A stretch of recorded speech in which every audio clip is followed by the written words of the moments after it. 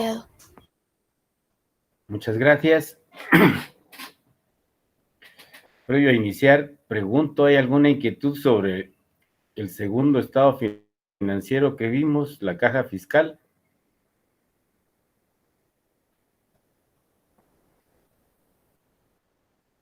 Sí, a la orden.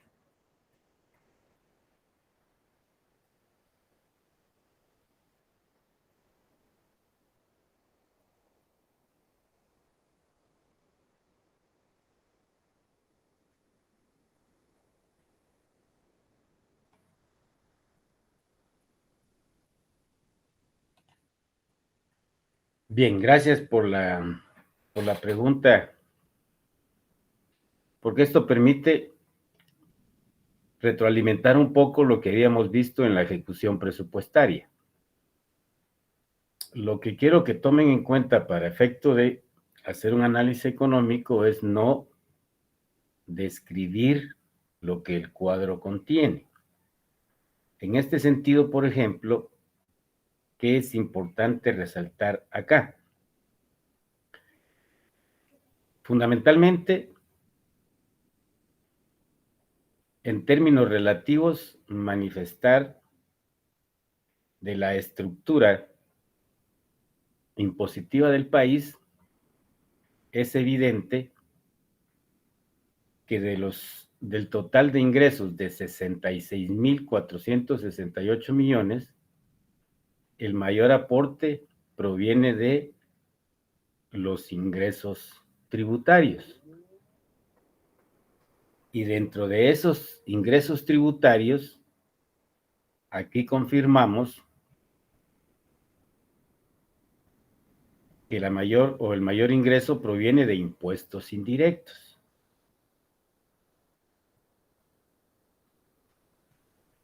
De tal manera que, comparado con el total de gastos, es importante revisar o adoptar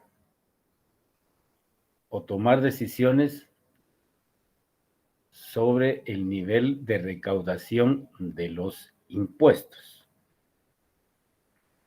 con el objeto de generar un mayor ingreso que nos permita endeudar menos al país, ya que si revisamos y comparamos los ingresos tributarios, lo puede hacer usted ahora si toma su calculadora y divide los ingresos tributarios dentro del total de gastos, lógicamente le va a dar un porcentaje que va a ser visible la deficiencia o la disponibilidad o el nivel de liquidez que la propia economía genera para atender ese total de gastos o los gastos pagados. Hacer énfasis que ante la deficiencia de los ingresos tributarios o de los ingresos que en un 80 y pico por ciento provienen solo de impuestos, ahí es donde hay que adoptar decisiones. Y lógicamente que ante esa deficiencia se debe o se ve obligado el gobierno a endeudar o a incrementar la deuda pública total y que para este caso, para este año, el financiamiento mayor proviene del endeudamiento interno, perdón, endeudamiento externo neto. Adicionalmente, me está diciendo este cuadro que en la administración de esa liquidez se viene arrastrando compromisos de pago de años anteriores, ya que en esta caja fiscal vemos que de los ingresos del 2019 se tuvieron que tomar 1,128 millones para atender el pago de los compromisos del año 2018.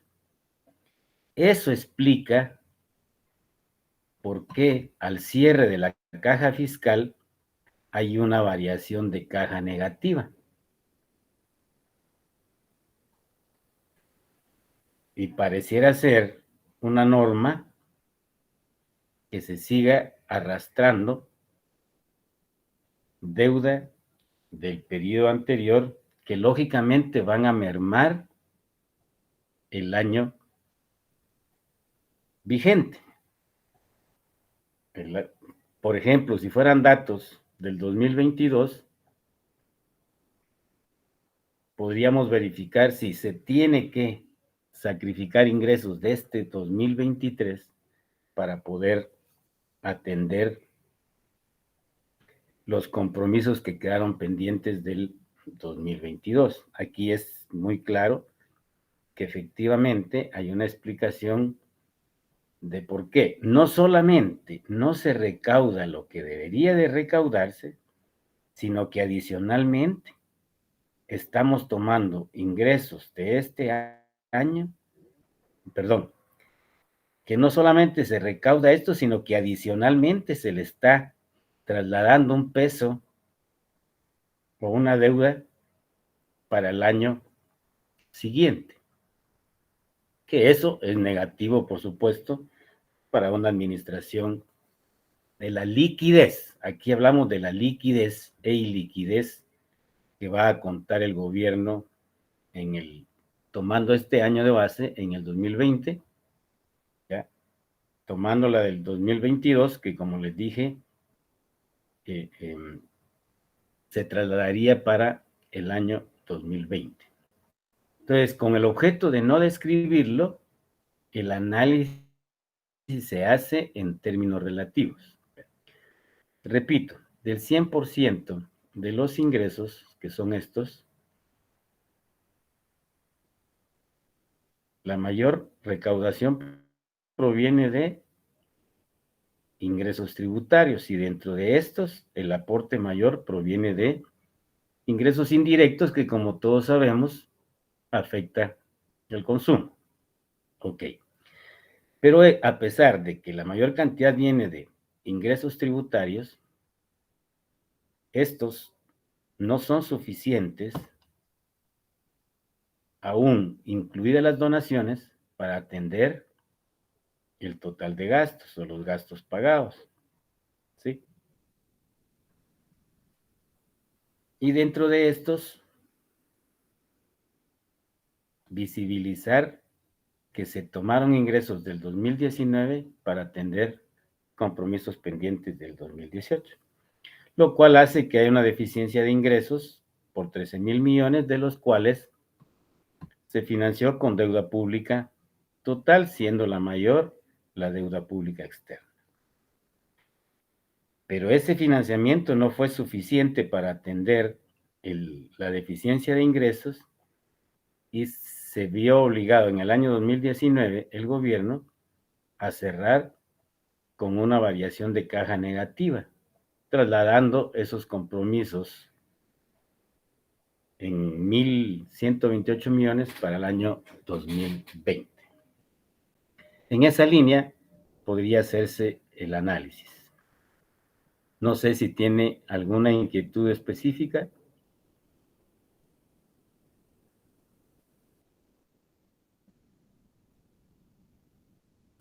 Ok. ¿Alguna otra duda, colegas? No, licenciado. Bien. Entonces veamos la última cuenta general del gobierno, que se refiere al financiamiento del presupuesto. ¿Qué es lo que qué importancia tiene hacer este cuadro contable? Lo vamos a ver ahí, pero voy a hacer el preámbulo para situarlos en un lenguaje familiar. Acá, realmente lo que hacemos visible, o este cuadro nos permite conocer todas las fuentes de financiamiento que se usaron, valga el término, para financiar el presupuesto del año 2019. Para diferenciarlo un poco de los dos anteriores, ya vimos que el primero es para llevar cuenta y razón de la ejecución del gasto del gobierno central. Repito, en la información la pueden encontrar por instituciones del gobierno central. La caja fiscal nos permite conocer el nivel de liquidez o iliquidez con que el gobierno contó ese año, porque hace énfasis en el monto que realmente se recaudó comparado con el que se programó, los gastos que efectivamente se pagaron comparados con los que se presupuestaron. Si tomo los datos que vimos anteriormente, ¿sí? Aún usando el endeudamiento público, se requirió o se va a requerir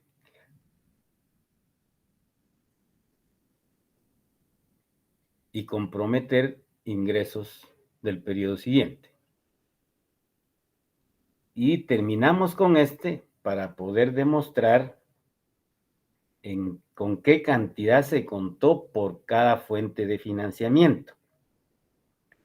El financiamiento recurrente normal, que son los ingresos tributarios, porque aquellos ingresos propios que generan las instituciones no es para financiar a todas las instituciones.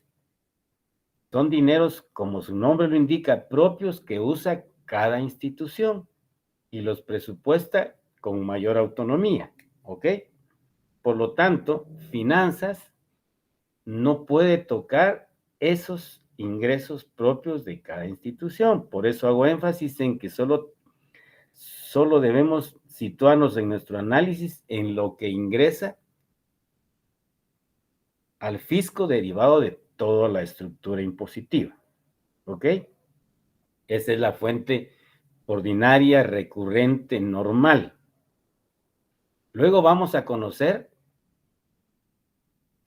la fuente de financiamiento o la fuente por deuda pública, tanto interna como externa. Y por último vamos a ver si efectivamente o en aquellos años donde hay un saldo de caja positivo.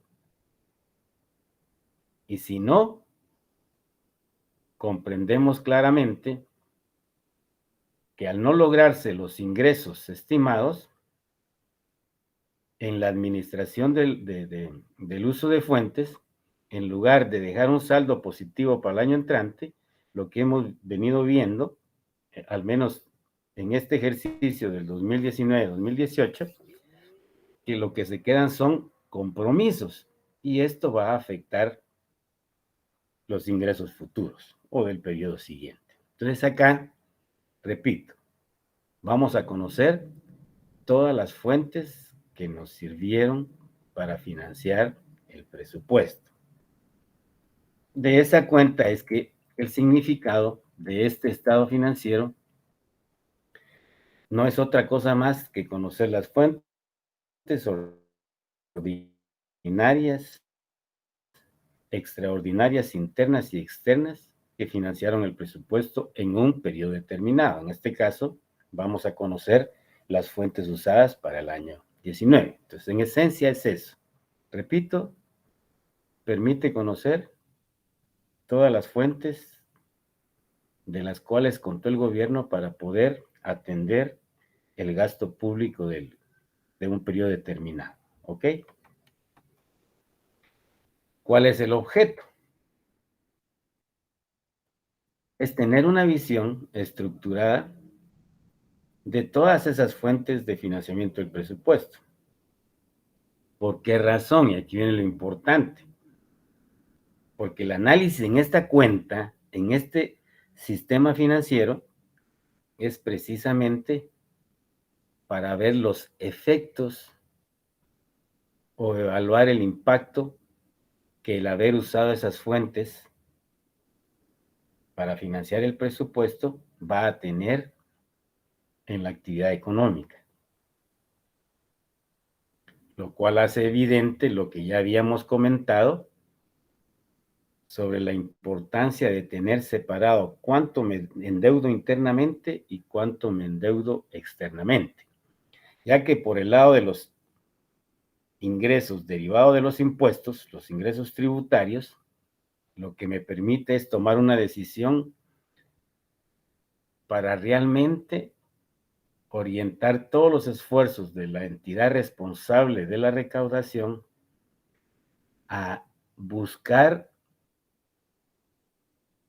o hacer uso de todos los mecanismos técnicos y administrativos para lograr recaudar el potencial que la estructura vigente actual tiene.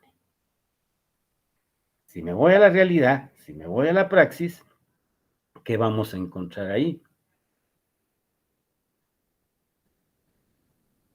La institución responsable de esto, que es la SAT, publica lo que estiman ellos que no se logra recaudar. Lógicamente, ellos son los responsables de conocer las causas por las cuales no se logra recaudar lo que debería recaudarse con la estructura impositiva actual. De tal manera que tenemos una recaudación efectiva, que es la carga tributaria que ustedes ya calculan, o ya conocimos cómo se calcula, entre el 10 y el 11%.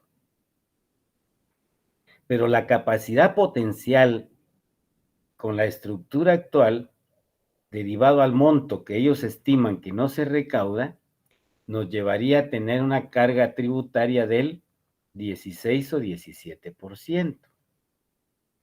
De tal manera que sería suficiente para poder atender todos los compromisos de gasto e incluso podría generar no solo el equilibrio presupuestario, sino iniciar con una etapa de ahorro público. ¿Por qué razón? Y vayámonos a los datos para el 2024. Vimos ahí que la deuda o los compromisos de deuda estaban alrededor de 20,000 millones. Si la SAT publicita que se deja de recaudar entre todos los procesos, evasión, defraudación, contrabando, alrededor de 40,000 millones, es evidente que hay que buscar las alternativas de solución para poder recaudar al menos el 50% y lograr equilibrar el presupuesto.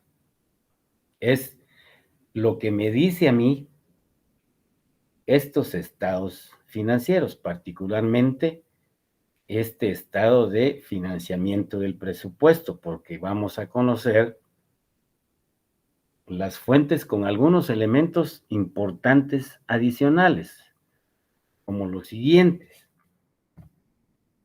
Lógicamente tenés la información de ingresos que ya conocemos, los ingresos corrientes conformados por ingresos tributarios y los ingresos no tributarios, que incluye todos los ingresos propios de las instituciones que prestan servicios y por ese servicio cobran una tarifa, cosa que no es para todas las instituciones, ¿ok? Y este elemento es clave en esta cuenta, porque nos va a permitir conocer la capacidad de ahorro que va a tener el gobierno luego de financiar su operación, sus gastos de operación, sus gastos de funcionamiento. Pues vamos a determinar esta variable para que podamos analizar y ver si ese ahorro corriente nos permite financiar la inversión, siguiendo el principio keynesiano de que el ahorro va a ser igual a la inversión. Estoy haciendo una analogía, trayéndome ese principio que es para toda la economía y particularmente para la economía privada, que nos dejó don John Maynard Keynes, para aplicarlo en la misma línea al comportamiento de la actividad pública, particularmente en el total de ingresos y egresos, ¿ok? Con una estructura que logre recaudar lo que hemos estado comentando en este momento, efectivamente vamos a casar o vamos a hacer efectivo ese principio keynesiano, que el ahorro corriente que se genera es suficiente para atender los gastos de inversión, ¿ok? Fundamental e importante ese elemento. Y a ese ahorro corriente le adicionamos o le vamos a adicionar lo que nos regalan los otros países, entonces vamos a conocer la disponibilidad total para atender los gastos de inversión. Y luego vamos a ver si a pesar de eso hay o no hay déficit presupuestal. Y si hay déficit presupuestal, lógicamente, ¿cómo se financió? Que es lo que también revisamos tanto en la ejecución presupuestaria como en la caja fiscal, que es el financiamiento total, que ustedes ya saben que es a través del financiamiento interno neto y el financiamiento externo neto, que serían los elementos importantes, pero aún más, los más importantes son estos dos, ahorro corriente y disponibilidad para atender el tema de inversión. ¿Alguna inquietud hasta acá?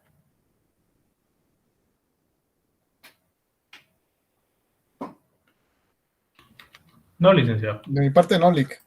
Muchas gracias, colegas. Ok. Si ya revisamos en términos simples la parte conceptual de esta cuenta de gobierno o estado financiero del gobierno, veamos su estructura. Y aquí tienen ustedes la estructura del financiamiento del presupuesto. Iniciamos con ingresos corrientes, no con los ingresos totales ni con los ingresos y donaciones como los dos cuadros anteriores, o sistemas anteriores, perdón, estados financieros anteriores. A los ingresos corrientes le deducimos los gastos de funcionamiento, 1 menos 2, y vamos a calcular o determinar el ahorro corriente. Al ahorro corriente le adicionamos los ingresos de capital y esto nos va a dar un ahorro en cuenta corriente e ingresos de capital y le adicionamos las donaciones y determinamos el otro elemento importante que les indicaba, disponibilidad para la inversión, que va a ser Romanos 5 más Romanos 6. Acá, repito, en una sociedad con cultura impositiva o tributaria, este dato sería más que suficiente para atender el gasto de inversión o de capital. Y la diferencia entre la disponibilidad para inversión y el gasto de inversión nos va a permitir conocer si hay superávit o déficit presupuestal. Romanos 7 menos Romanos 8. Cualitativamente hablando, disponibilidad para la inversión menos gastos de inversión o de capital. Y luego, si hay déficit presupuestal, esto es exactamente lo mismo, ojo, que vimos en los dos cuadros anteriores, en los dos estados financieros anteriores. El financiamiento de ese déficit, que puede ser interno y externo, ¿ok? Pero acá, como otras fuentes internas, dejamos ver efectivamente la deuda flotante y la variación de caja. ¿Qué nos explica esto? Si este financiamiento,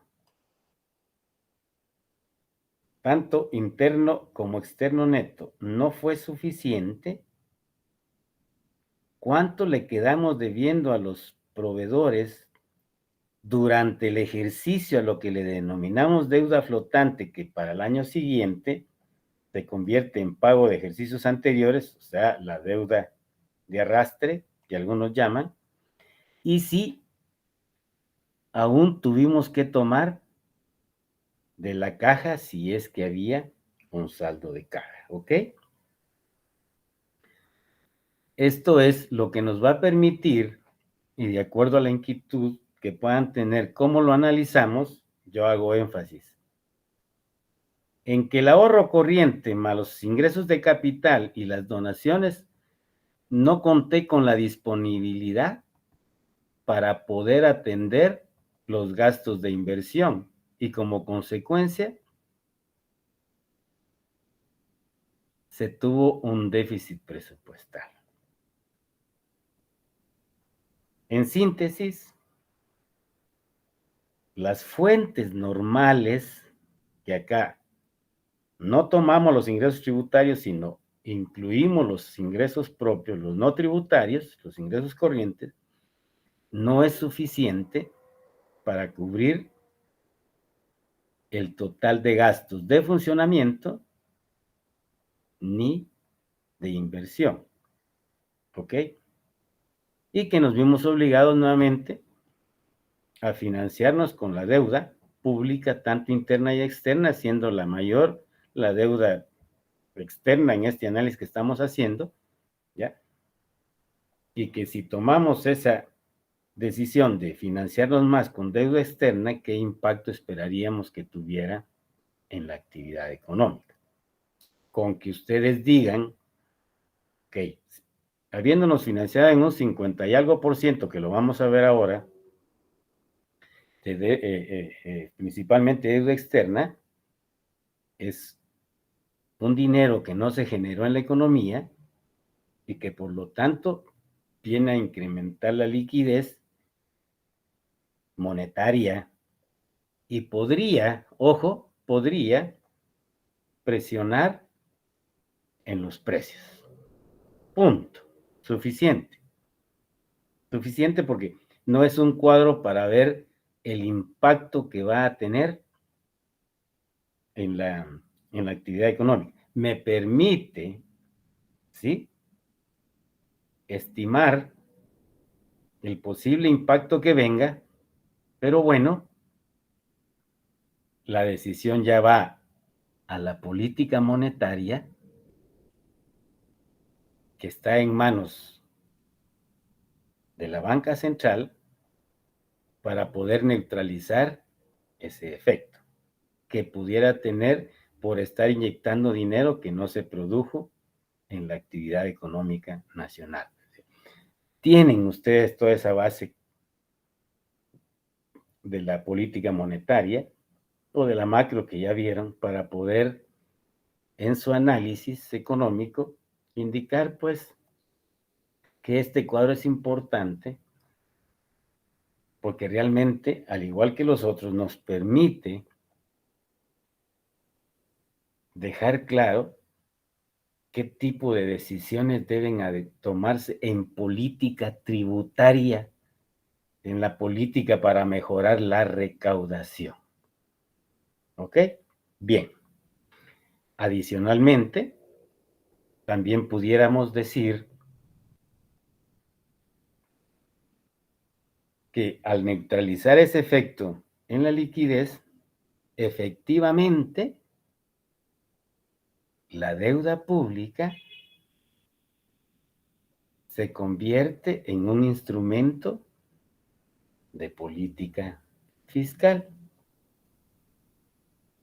porque se usa no para pagar deuda, no para financiar gastos de funcionamiento, porque acá, mira, te lo estoy quitando a los ingresos corrientes, a la fuente normal, recurrente, permanente, ¿ok? Por lo tanto, si ves la deuda, no debería usarse para esto. Si se usa para inversión, pues lógicamente el impacto que va a tener esa inyección de liquidez que va a realizarlo el gobierno a través del gasto de inversión va a tener efectos multiplicadores, el efecto multiplicador de la inversión, porque se está usando en inversión que va a complementar el esfuerzo de la economía privada en las funciones que el gobierno como representante del Estado debe hacer en una economía mixta, capitalista mixta, como la que actualmente rige en nuestro país. ¿Ok? Si tuvieran alguna pregunta en esto, para luego pasar a rellenar el cuadro.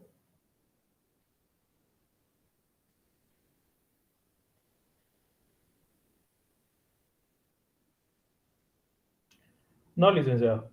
Bien, manos a la obra entonces. Me voy a auxiliar con lo que ya teníamos acá. Podría tomar la información cualitativa para fines de eficiencia. Vamos a tomarlo de la caja fiscal.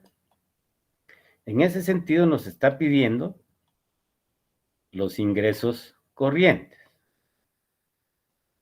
Yo me llevo los ingresos corrientes y empiezo a colocarlo en mi estructura del financiamiento del presupuesto. Ahí tienes los ingresos corrientes. Voy a la información, en este caso a mi cuadro, y voy a traerme los gastos de funcionamiento.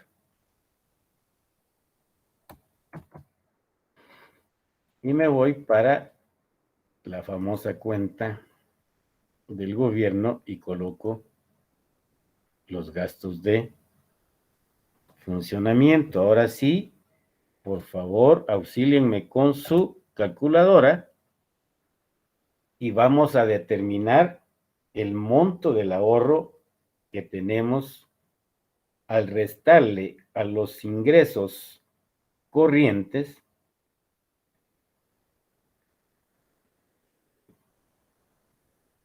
el gasto de funcionamiento. 66,464.5 menos 63,550.6. Les da 2.913.9. 2,913.9. 913.9. ¿Ok? Aquí tenéis ya un elemento de análisis. ¿Cuánto representa el gasto de funcionamiento del total de ingresos corrientes del Estado? Entonces vas a dividir para efecto de análisis 63.550.6 dividido dentro de los 66.464.5. Te da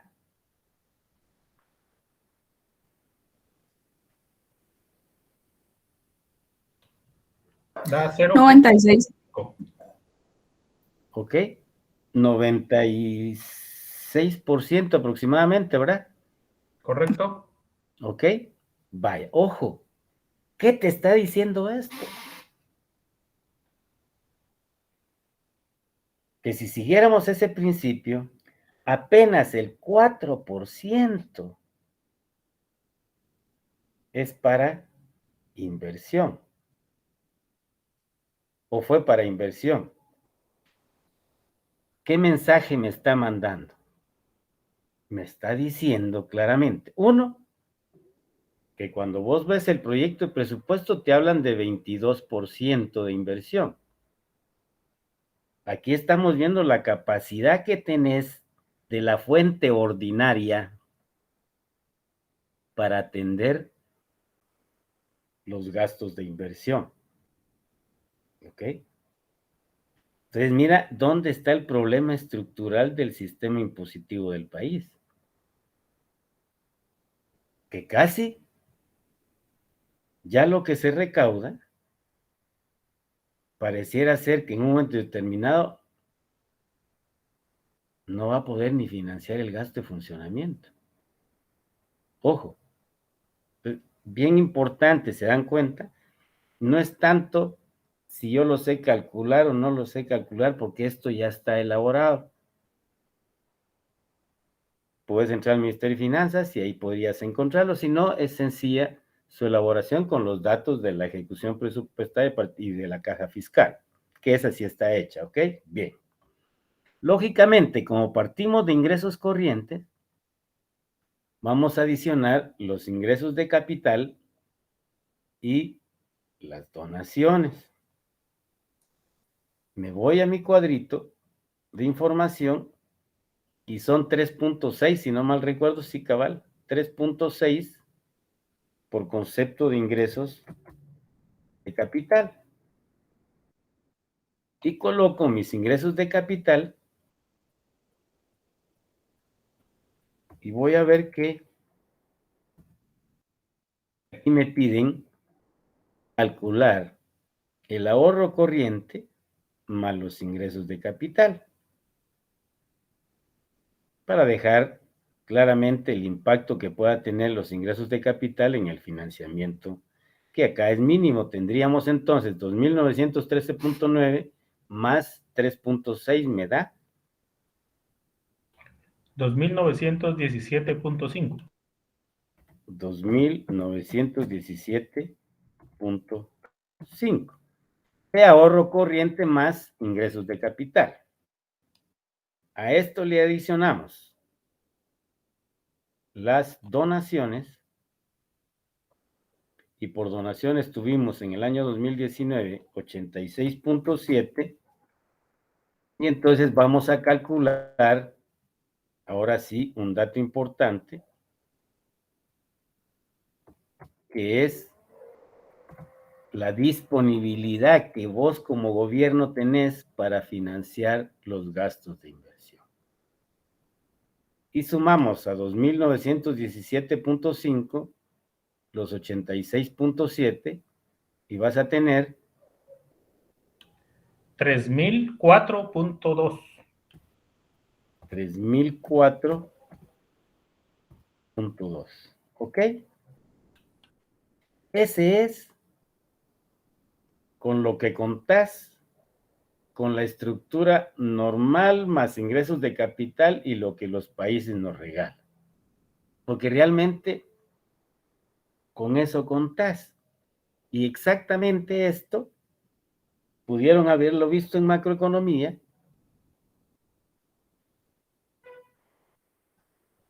en que al Producto Nacional Bruto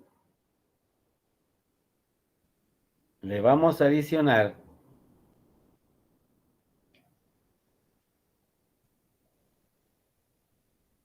las transferencias internacionales corrientes, que son estas fundamentalmente, y vas a tener el Producto Nacional Bruto disponible. Aquí tenemos el total de ingresos disponibles, la disponibilidad que tiene el gobierno para enfrentar los gastos de inversión. Allá a nivel macro, el Producto Nacional Bruto disponible por la corriente nominal es el ingreso nacional bruto disponible. Si a ese ingreso nacional bruto disponible yo le quito el consumo total de la economía, que va a estar conformado por el consumo de gobierno, que es este, más el consumo de familias e instituciones sin fines de lucro, voy a llegar a calcular el ahorro interno de la economía. Al igual que allá, que solo se los menciono por recordárselos, si estamos vivos, pues lo vamos a calcular en cuentas nacionales, no se preocupen de eso, ¿sí? Para ver el ahorro acá normal, recurrente con que cuenta el gobierno, ¿ok? En esa misma línea. Entonces, ¿cuál fue el monto de los gastos de inversión?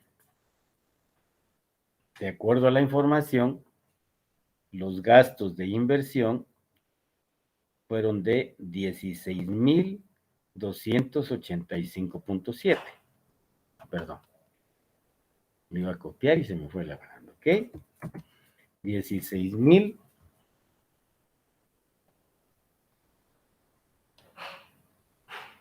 Y me voy al rubro de gastos de inversión y coloco los gastos de inversión.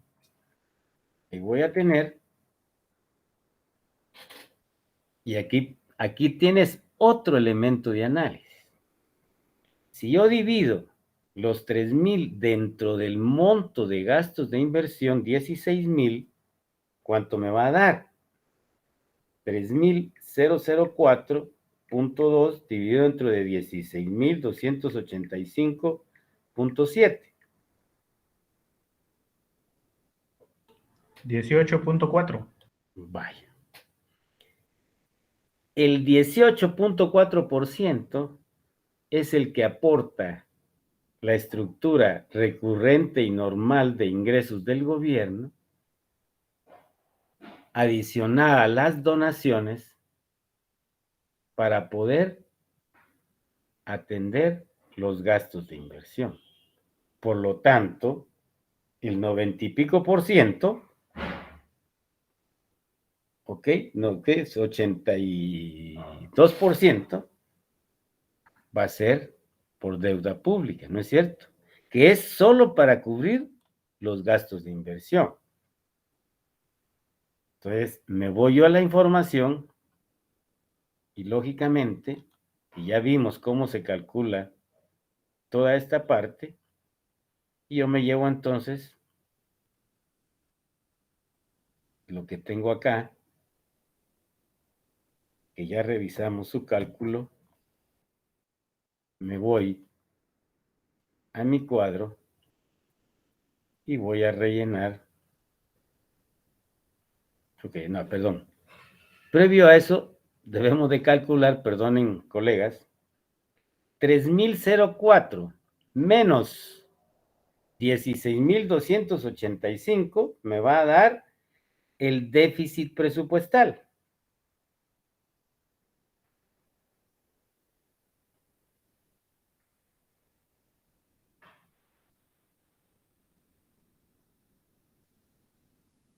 ¿Les dio? 13.281.5. 13,000 281.5. Entonces tenemos ahí que los ingresos corrientes más los de capital y las donaciones no fueron suficientes para poder financiar los gastos de inversión. Por lo tanto, se tuvo que recurrir a un endeudamiento o a un financiamiento o a través de la deuda pública, internamente por 5.340 y externamente por 6.832 para tener un financiamiento total de 13.281.5. ¿Ok?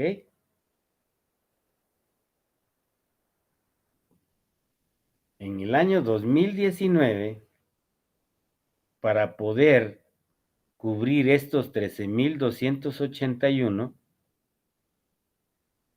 tuvimos que hacer uso de otras fuentes. Y entonces nos vamos a la información y en nuestra caja fiscal vimos que tenemos de deuda pública 850 millones. Si yo me voy, perdón, de deuda flotante, creación de deuda flotante, me voy a mi cuadro y voy a colocar los 850 millones, que me lo traigo de acá mejor para que quede en números pequeñitos.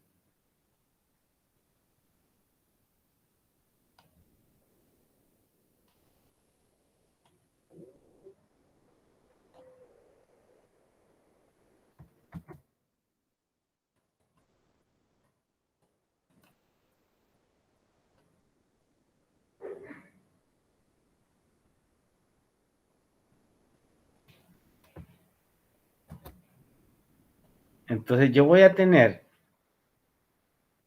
850 millones ahí de la deuda que no estoy pagando, estoy viviendo del financiamiento de proveedores, ¿verdad? Porque les debo 850 más, por favor su calculadora, más los 12.153.2.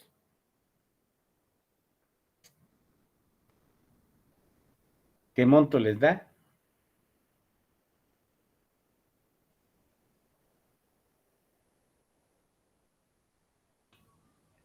$13.003.2. Vaya. 13.003.2 para llegar a 13.281.5 me va a dar la diferencia ahí, 278.3. que yo debo de tomar de la caja 278.3 millones, que me va a dar un total acá de otras fuentes internas, que es igual a 278.3 más 850, y lógicamente voy a tener 1,000, ¿cuánto? 1.128.3. 128.3 más, ahora sí, nos vamos a ir con los que tenemos en negrilla, más financiamiento externo neto, 6.813.2 más 5,340 me va a dar acá, o me debería de dar acá,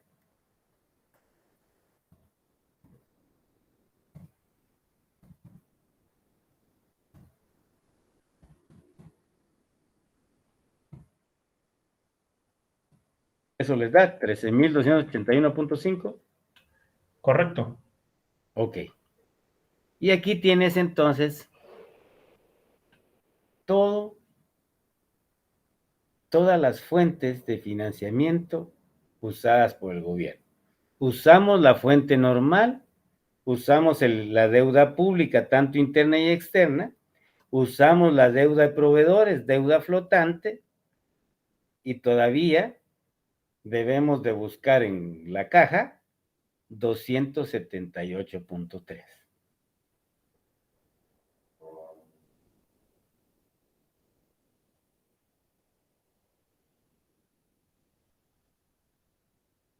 No significa, ojo, no significa que acá quedemos, bueno, acá quedamos a cero, ¿no? 13,281 para 13,281.5 va a ser igual a cero. Hay que verificar realmente, pero esto se hace en la caja fiscal, donde tú vas a ver que efectivamente es una variación negativa de caja, porque usamos exactamente el mismo monto para cubrir ejercicios anteriores. Realmente tú ves acá cómo la necesidad de adoptar decisiones para lograr recaudar al menos lo que se proyectó y efectivamente cumplir con todos los compromisos de la ejecución presupuestaria de todas las instituciones del gobierno central, haciéndole los pagos respectivos para evitar trasladar presiones al año siguiente. Este cuadro que acabamos de elaborar te explica claramente que el usar la deuda pública como una variable complementaria y específicamente para atender gastos de inversión, ese efecto positivo neutralizaría la liquidez que estamos inyectando de 6,813 millones. ¿Por qué razón? Porque lógicamente sabes que el gasto de inversión, fundamentalmente el que ocupa factores de producción,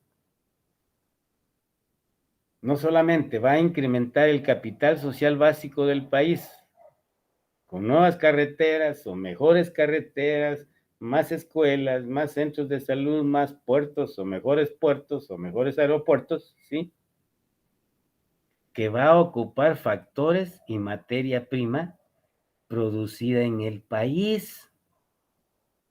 Entonces, aquí encuentras tú cómo el gasto público se convierte en consumo de gobierno, el gasto de funcionamiento, porque va al mercado a comprar todos los materiales y suministros que necesita para poder cumplir con las funciones que el sistema capitalista le da a la economía pública o al gobierno en la actividad económica. O en otras palabras, esa inversión que el país necesita a través del gobierno para atender esas necesidades colectivas de aquel sector de la población que no está siendo beneficiado con la economía privada, con la inversión privada. Entonces, ves que este complemento que vemos con estos números es para explicarlo en la actividad económica. Esta actividad económica pública complementa la actividad económica privada y va a ser mucho más efectiva por el lado de la inversión, ¿ok? Por el lado de los gastos de inversión, lo cual no significa que si estamos incrementando los gastos de funcionamiento, también se incrementa la demanda de consumo o el monto del consumo del gobierno y por tanto se incrementa la demanda agregada y ese es un elemento y ha sido el elemento más dinámico en la actividad económica para poder hacer crecer esa actividad económica. Pero repito, confirmamos la tesis keynesiana,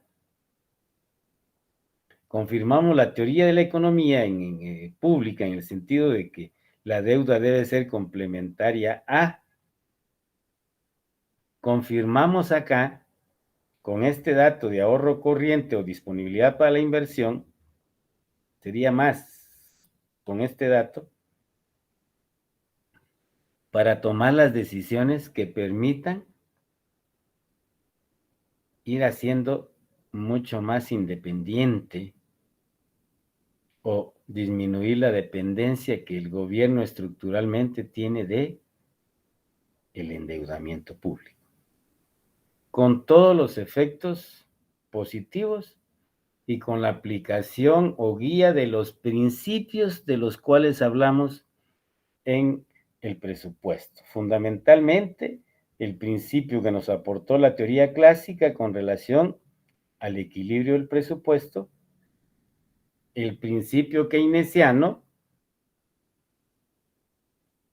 de que no pudiendo los instrumentos o los mecanismos que la teoría clásica dejó para equilibrar el mercado de bienes y servicios y el mercado de capitales, pues bueno, se justifica el principio de, para Keynes, presupuesto desequilibrado. Es decir, voy a usar la deuda, pero para poder corregir el ciclo económico.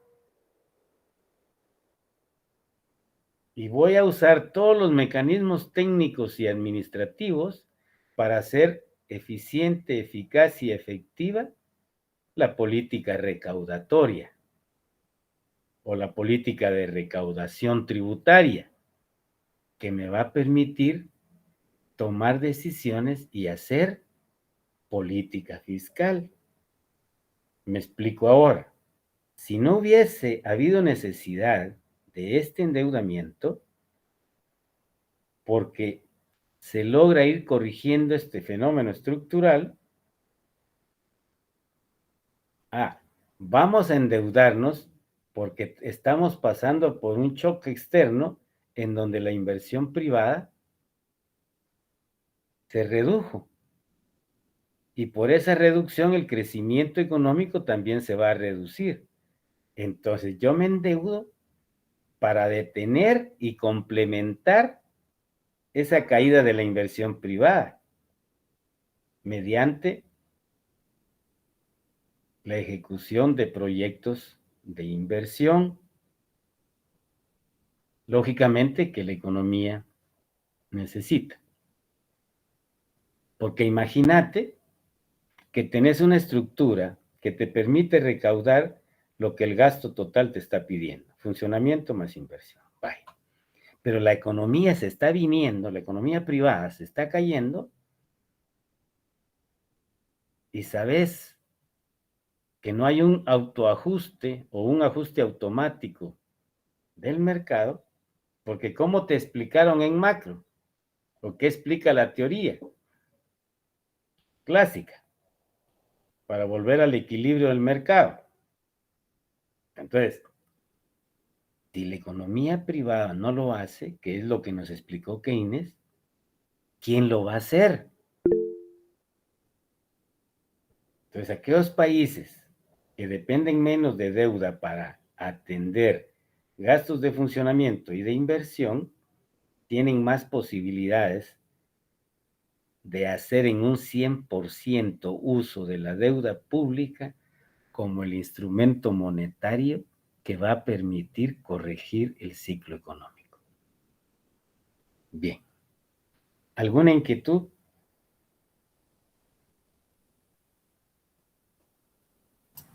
De mi parte, no, Lick. Todo va claro. ¿Colegas? Todo bien, licenciado. Los demás colegas, Habrá que analizarlo viendo una repetición de esto, licenciado, para poder comentarlo. porque a mí se me olvidó el otro día y tal vez me recuerda a Ligda que le mande los laboratorios. Ahora le voy a mandar los 3 de una vez para que usted los pueda subir y que los colegas pudieran trasladárselo hasta el viernes, que tuvieran esta semana para poderlos preparar, porque ahí les pueden tener las dudas y hagan su análisis como ustedes puedan. No. Yo les estoy dando las líneas donde pueden hacer las comparaciones. Se explica en términos relativos para no repetir lo que el cuadro tiene, ¿sí? Y hacer énfasis en los elementos más importantes que los cuadros nos están, los estados financieros, perdón, nos están aportando, ¿ok?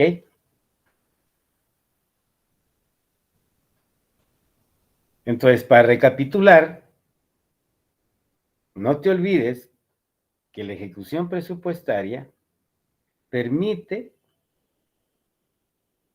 conocer o nos da información para tomar decisiones en relación al comportamiento de la ejecución del presupuesto en cada una de las instituciones. Y lógicamente lo que vemos acá es macro, es del gobierno central total,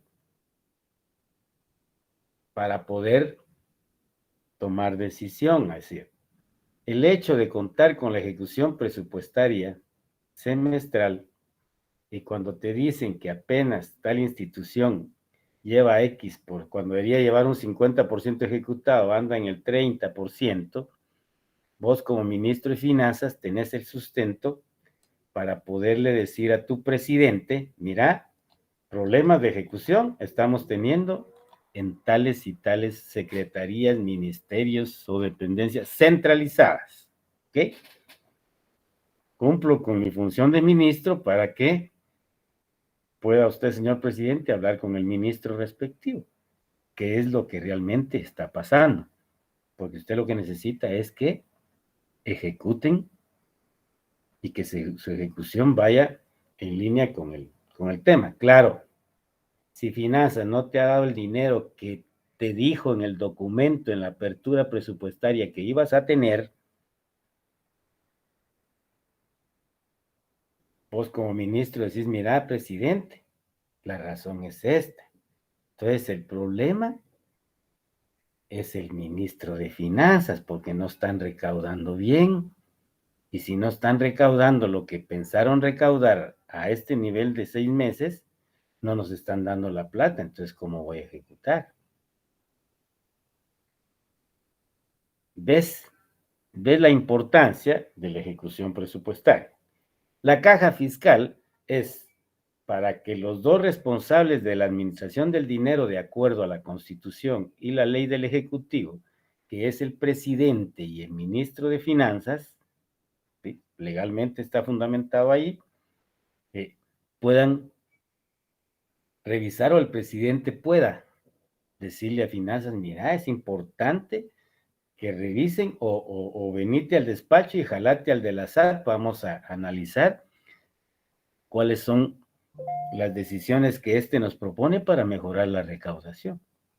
Si sos, lógicamente, un director de orquesta, que tengas la comprensión macro de lo que hace la economía, lo que se debe de hacer la economía pública. ¿Ok?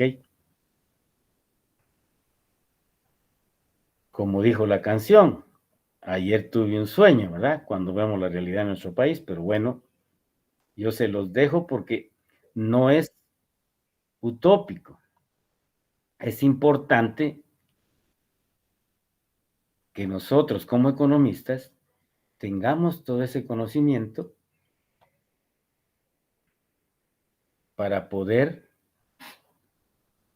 no precisamente, sí, yo espero que sí lleguen ustedes a dirigir, pero si no, asesorar, pues.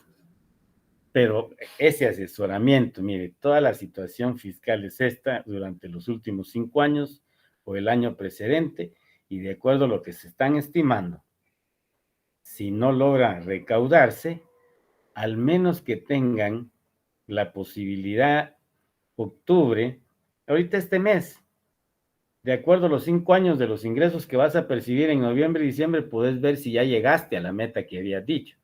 Si no llegaste y querés trabajar conforme a la ley, como ministro de Finanzas, bueno, presidente, aquí tengo yo el proyecto de acuerdo para mandarlo al Congreso para disminuir el presupuesto, porque no vamos a contar con tanto por ciento los ingresos que habíamos estimado.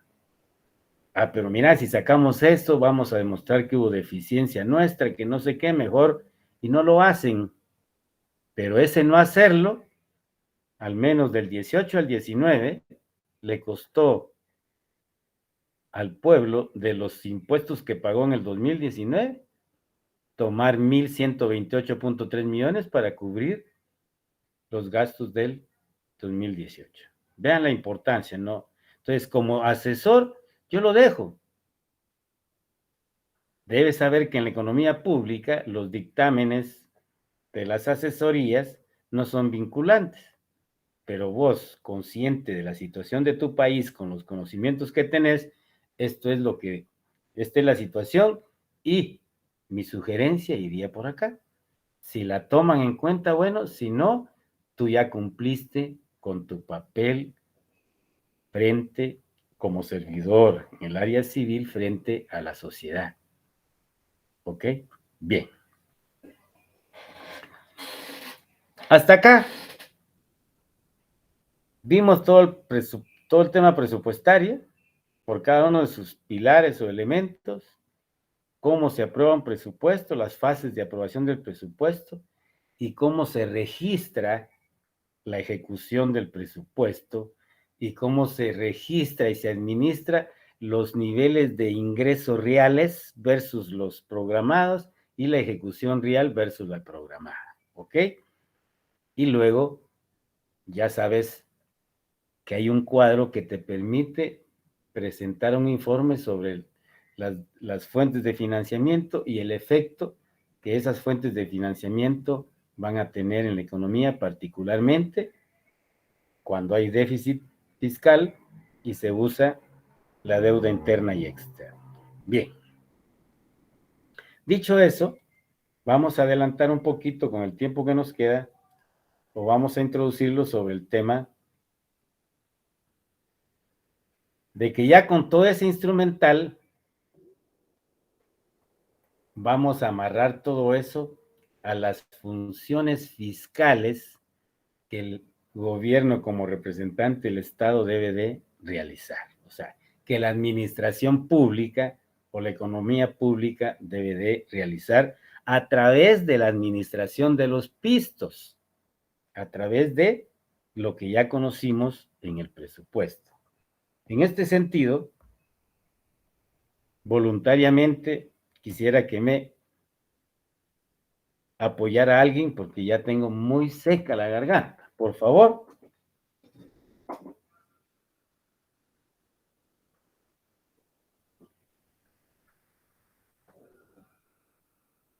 ¿Algún colega o alguna colega, porfa?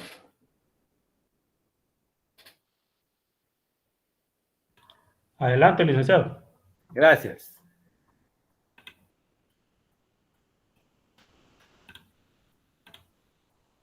¿Ya visualiza la diapositiva? Aún no, licenciado. Perdón, entonces yo soy el que no logré.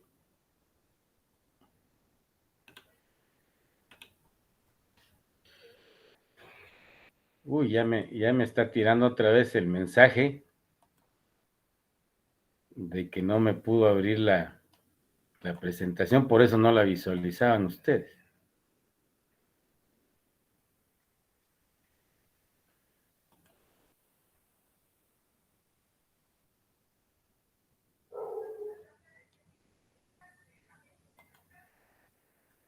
¿Ahora sí?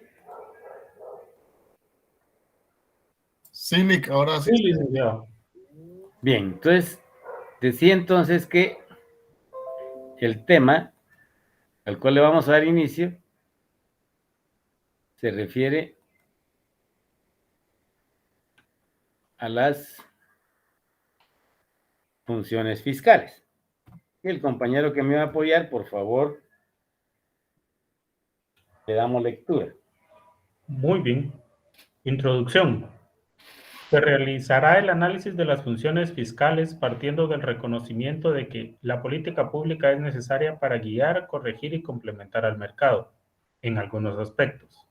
Es importante darse cuenta de este hecho, ya que implica que el tamaño del sector público es una cuestión técnica más que ideológica. Bien, con todo lo que hemos venido platicando y ya viendo nosotros que la carga tributaria es entre 10 y 11%, y si a eso le sumamos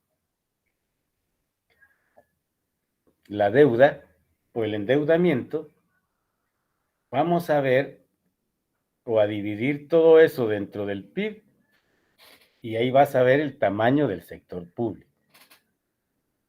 Pero no olvides que la esencia de toda la teoría y la ciencia que hemos visto de la economía pública, en este caso,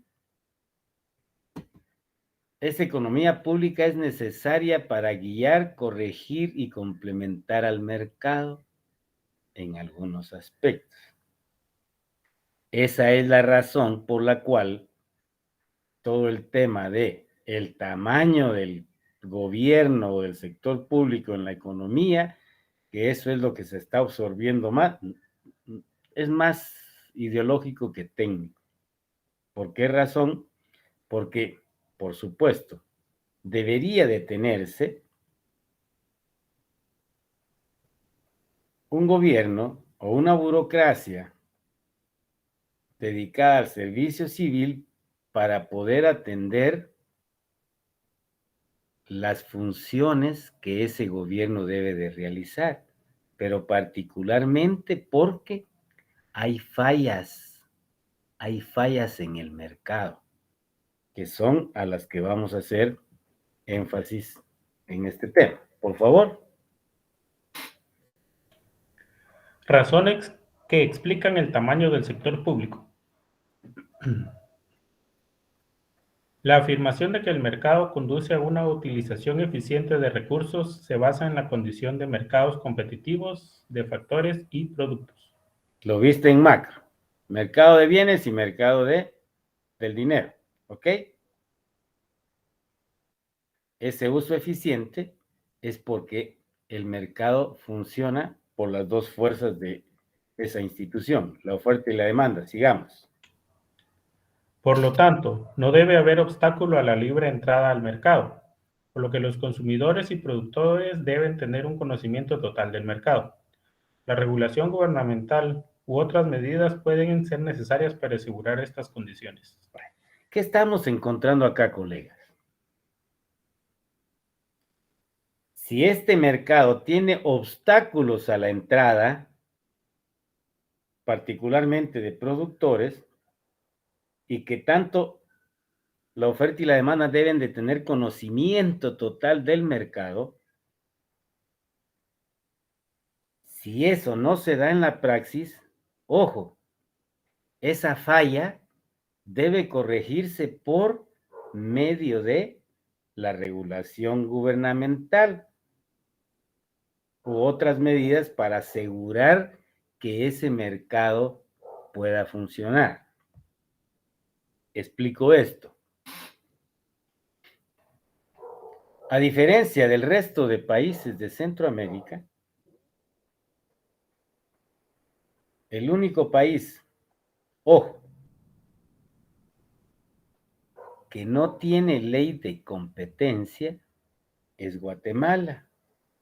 Pero adicionalmente, el único país de Centroamérica que tiene una regulación que limita a las propias instituciones del Estado para que puedan importar de forma directa de mercados externos, el único país que en su legislación, que es la de compras del Estado o de contrataciones del Estado, ¿sí?, que tiene esas limitantes, es Guatemala. Y como economista, efectivamente, ese es el tema de mi tesis en Derecho. Estoy demostrando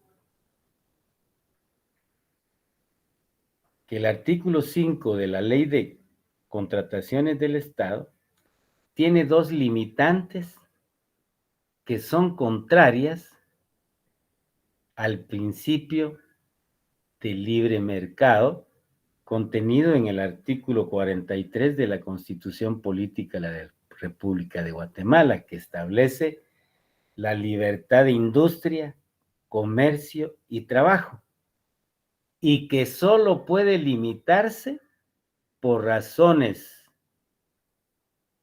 de interés nacional o de interés social. Norma constitucional, ¿ok? Cuando te vas al artículo 5 de la Ley de Contrataciones de Guatemala, encontrás tres limitantes.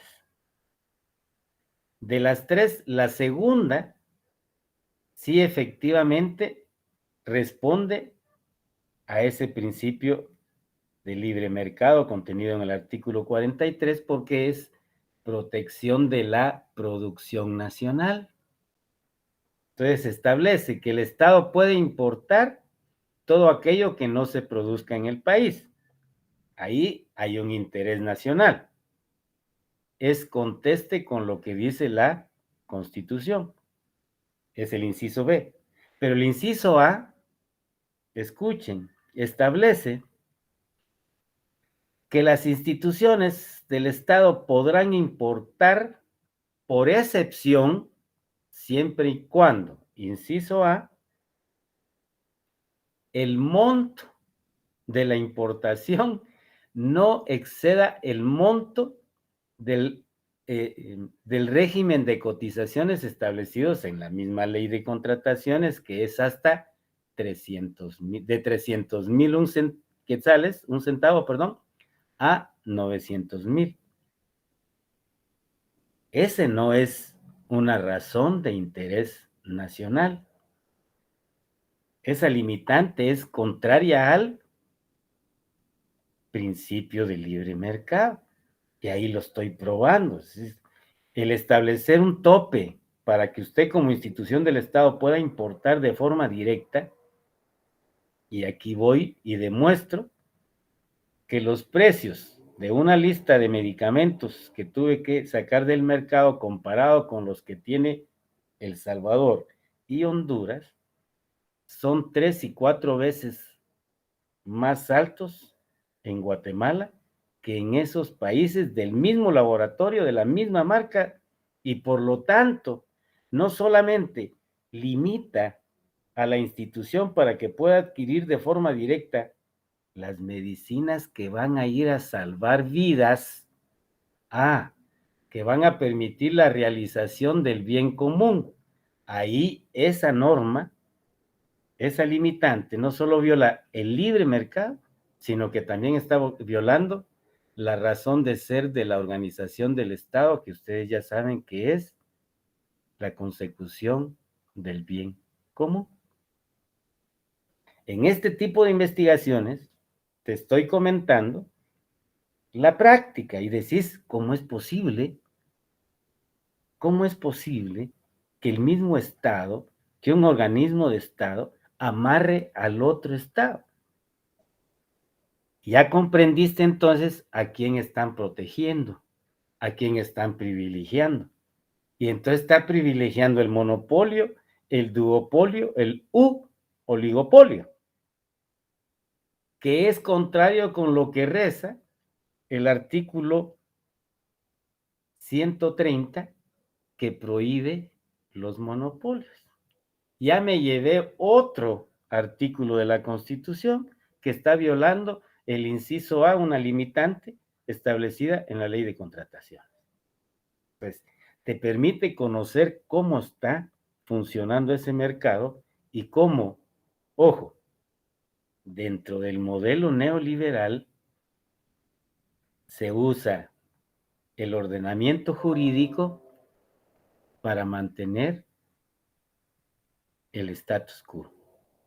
Ahí está plasmado claramente.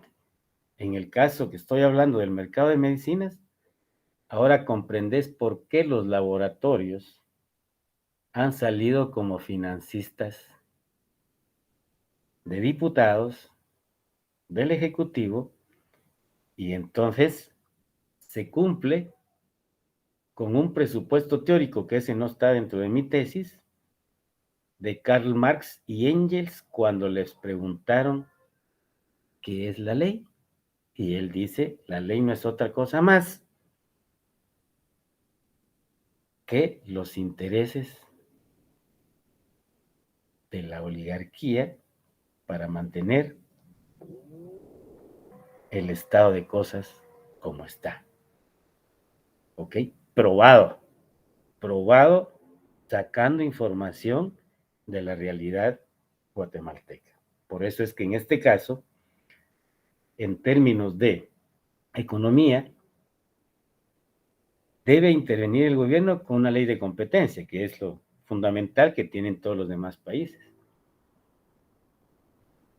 Pero adicional que no tenemos ley de competencia, y lo que tenemos son leyes que están violando principios fundamentales para la economía de mercado, porque se supone que la economía de mercado, y esto sí es del ámbito económico, fomenta la competencia, y al fomentar la competencia, la innovación tecnológica, y como consecuencia, el desarrollo económico, que es el sustento de la teoría liberal, en este caso, neoliberal.